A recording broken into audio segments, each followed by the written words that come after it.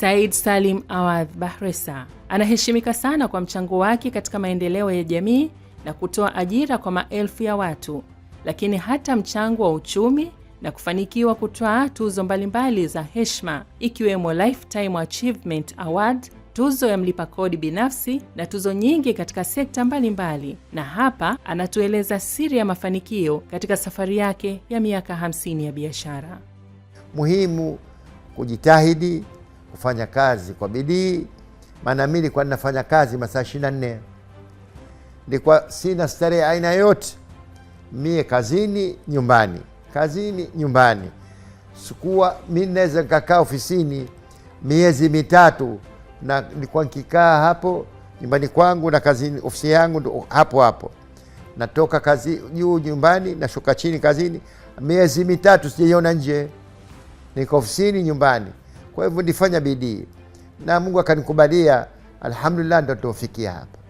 Lakini mbali na kukua katika ukanda wa Afrika, mchango wake katika uchumi wa Tanzania unaonekana. Wala hakuna kitu kidonkuta kibaya wala kizuri, vitu vyote vizuri. Maana ukisema kibaya na kizuri vitakuwa vingi, havihadithiki katika maisha, kwa sababu maisha yote ni safari ndefu na maisha lazima yawe na misukosuko. Kwa hivyo misukosuko tumepata na mafanikio tumepata, kwa hivyo yote tunashukuru.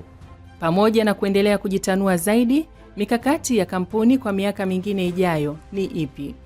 Kutafuta teknoloji, kwa sababu teknoloji sasa hivi ndio iko mbele.